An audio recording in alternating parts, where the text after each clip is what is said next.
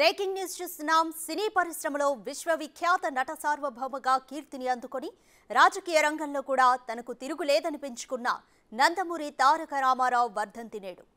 ఎన్టీఆర్ 28వ వర్ధంతి సందర్భంగా హిందూపురం ఎమ్మెల్యే బాలకృష్ణతో పాటు జూనియర్ ఎన్టీఆర్, నందమూరి రామకృష్ణ, నందమూరి సుహాసిని, టీటీడీపీ నేతలు నివాళులర్పించారు.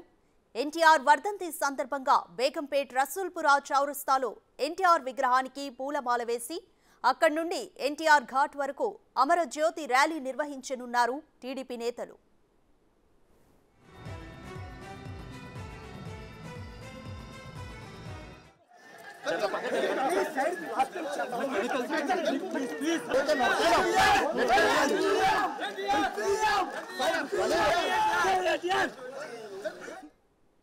మరోవైపు ఎన్టీఆర్ ట్రస్ట్ భవన్లో రక్తదాన శిబిరం, దివ్యాంగులకు దుప్పట్ల పంపిణీ కార్యక్రమాన్ని ప్రారంభించనున్నారు నారా భువనేశ్వరి.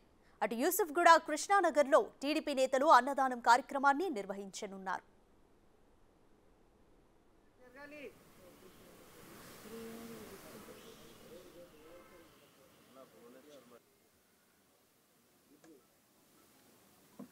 తెలుగు జాతి మనది, ఇందుకు వెలుగు జాతి మనది.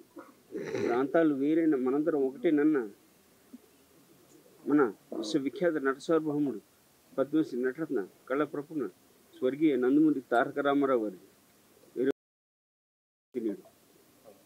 మన వారి సందర్భంగా మీ అందరు కుటుంబ సభ్యులందరూ మా కుటుంబ సేవలు సమేతంగా వారందరికీ నివాళులు అర్పించడానికి వచ్చాం. వారి ఆశీస్సులు తీసుకున్నాం. మరి వారి గురించి అన్నయ్య చెప్పారు, ఎంత చెప్పినా వారి గురించి తక్కువే. సమయం యుగం చాలు, జన్మ సరిపోదు.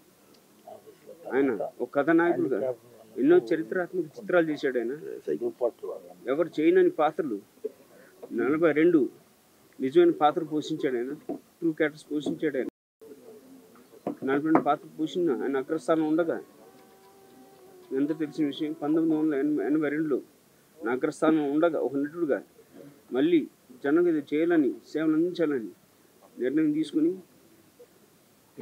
బడుగు బలహీన వర్గాలు కానివ్వండి, పేద ప్రజలు కానివ్వండి, ముఖ్యం మన తెలుగు జాతి ఆత్మగౌరవాన్ని కాపాడి మళ్ళీ మన తెలుగుడికి గుర్తును తీసుకురావాలని ఆయన ఒక తెలుగుదేశం పార్టీ పెట్టాడు.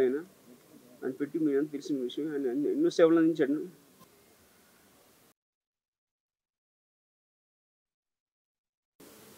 ఎన్టీఆర్ అంటే ఒక నటనకు నిర్వచనం. ఎన్టీఆర్ అంటే నవరసాలకు ఒక అలంకారం. ఎన్టీఆర్ అంటే ఆయన నటన ఒక విశ్వాధ్యానం. ఎన్టీఆర్ అంటే ఒక నవ శకానికి ఆరంభ మంత్రం. ఎన్టీఆర్ అంటే నవజాతికి ఆయన మార్గదర్శకం. ఎన్టీఆర్ అంటే నానా జాతులకు దైవ సమానం. అలాగే ఎన్టీఆర్ అంటే నవయువతకు ఒక మార్గదర్శకం. అలాగే రక్తాన్ని మరిగేలా చేసే ఒక అగ్నికణం. అలాగే ఎన్టీఆర్ అంటే ఆయన నడిచిన మార్గమే భగవద్గీతలా సాగిన ఒక జీవన విధానం. అందుకే ఆయన నిరంతరం ప్రజల గుండెల్లో శాశ్వతంగా సజీవంగా మిగిలిపోయిన నిత్యాభిమాన భూషణుడయ్యాడు.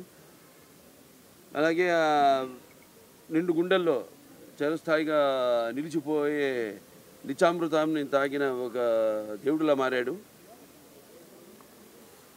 మరణమే లేని చిరస్మరణీయ మహనీయుడు అనిపించుకున్నాడు ఆయన.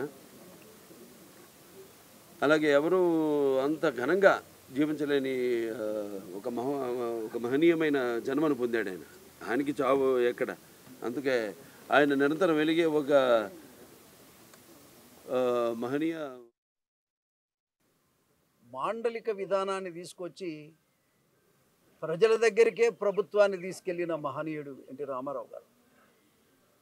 ముఖ్యంగా మహిళలకి ఆస్తిలో హక్కు కల్పించి ఒక ఆదర్శమూర్తిగా నిలబడ్డటువంటి నాయకుడు ఎన్టీ రామారావు గారని సందర్భంగా నేను తెలియజేస్తా ఉన్నాను. పటేల్ పటవారి విధానాన్ని రద్దు చేసి తెలంగాణ ప్రాంతంలో అసలు ఒక స్వతంత్రాన్ని తీసుకొచ్చినటువంటి మహనీయుడు.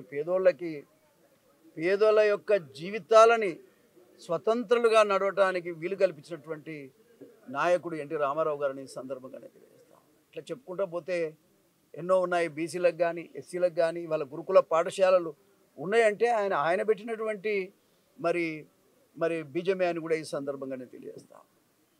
ఇలా ఏదైనా పేదవాడికి పేదరికాన్నే ముద్దాడిన మహనీయుడు ఎన్టీ రామారావు, ముద్దు బిడ్డ. అటువంటి ఆత్మీయుడు పేదల కోసం మరి అసలు ఎవరు దొరకరని కూడా ఈ సందర్భంగా నేను తెలియజేస్తా ఉన్నా.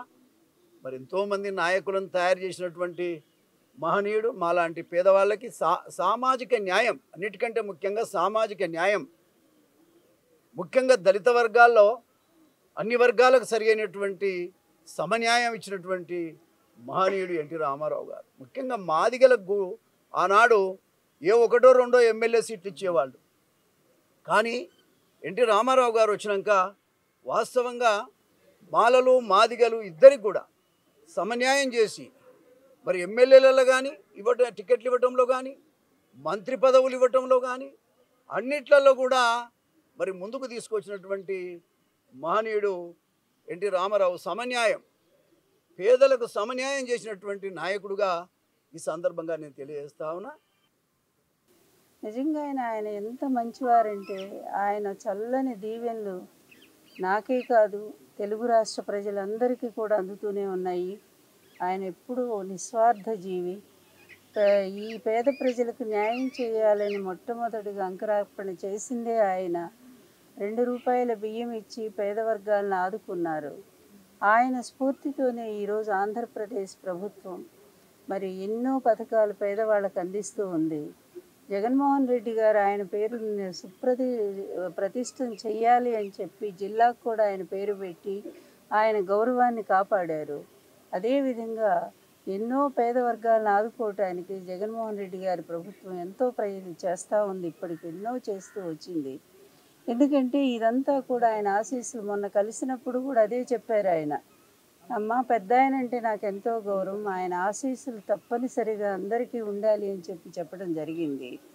అందువల్ల ఏంటంటే అటువంటి ఆయన ఆశయాలను అర్థం చేసుకోగలిగిన వాళ్ళు మాత్రమే చరిత్రలో మంచి నాయకులుగా నిలబడిపోతారు. ఆయన ఆశయాలను అర్థం చేసుకోలేక మరి ప్రజలను దోపిడీ చేసేవాళ్ళు ఎప్పుడూ కూడా ద్రోహులుగానే మిగిలిపోతారు. అందువల్ల ఇప్పటికైనా రాజకీయంలో నిజమైనటువంటి ఒక మార్గదర్శకులుగా నిలబడ్డ ఎన్టీఆర్ గారి ఆశయాలే ఒక స్ఫూర్తిగా తీసుకొని నాయకులు పనిచేస్తే బాగుంటుంది, తెలంగాణ గవర్నమెంట్ అయినా ఎవరైనా సరే. అందువల్ల ఎన్టీఆర్ గారి ఆశీస్సులు మాత్రం ఉభయ రాష్ట్రాల్లో తెలుగు ప్రజలందరి మీద ఉన్నాయి. ఆయన ఒక దేవుడైపోయాడని అనుకుంటున్నాను నేను. దేవుడికి మరణం ఏముంటుంది. అందువల్ల అటువంటి దేవుడు ఆశీస్సులు నా జీవితాన్ని అలాగే కాపాడుతూ వచ్చారు. నిజంగా ఆయన చాలా అరుదైన వ్యక్తులకి, అరుదైన మనుషులకే మరణం లేని జననం అనేది ఉంటుంది. అది విశ్వవిఖ్యాత నట సార్వభౌమ పద్మశ్రీ డాక్టర్ నందమూరి తారక రామారావు గారికే మాకు తెలిసిన ఈ ప్రయాణంలో ఆయనకు ఒక్కరికే దక్కిందని మేము ప్రగాఢంగా విశ్వసిస్తున్నాం. మరణించిన తర్వాత కూడా జీవించటం అనేది ఎంతో అన్ని రంగాల్లో ఎంతో సేవ చేస్తే కానీ ప్రజల్లో జీవించడం అనేది కుదరదు. తను పుట్టిన కుటుంబానికి ఆదర్శప్రాయంగా నిలవటం, తను ఎంచుకున్న వృత్తికే తలమానికంగా తను తయారవ్వటం, అలాగే ఏ జాతిలో పుట్టారో ఆ జాతిని మదరాసీలు కాదు తెలుగు వాళ్ళు అన్నట్లుగా విశ్వవిఖ్యాతం చేయటం, అట్లాగే తన భాష ఏ భాషలో పుట్టారో ఆ భాషకి వన్నెలు తీసుకురావటం, తర్వాత ఆ జాతికి సంబంధించిన కట్టు బొట్టు అంటే పంచ లాల్చి, ఆ లాల్చీకి ఆ పంచిని తీసుకొచ్చి లాల్చీలో దోపుకునే ఒక సొబబు వన్నీ తీసుకురావటం ఆ జేబులో. ఇలాంటివన్నిటిని అంటే ఇవన్నీ ఆ రాజకీయ చైతన్యం కావచ్చు, నటన విశ్వవిద్యాలయం కావచ్చు, ఏమైతే రంగంలో అడుగు పెట్టారో ఆ అడుగుపెట్టిన ప్రతి రంగానికి ఈయన వలన వన్నీ రావటం అనేది అరుదైన వ్యక్తుల్లో జరుగుద్ది. అందుకనే వాళ్ళు స్వర్గస్థులైనా కూడా మన హృదయాల్లో శాశ్వతంగా జాతి ఉన్నంత వరకు, భాష ఉన్నంత వరకు జీవిస్తూనే ఉంటారు. అలాంటి అరుదైన వ్యక్తి మా నందమూరి తారక రామారావు గారు.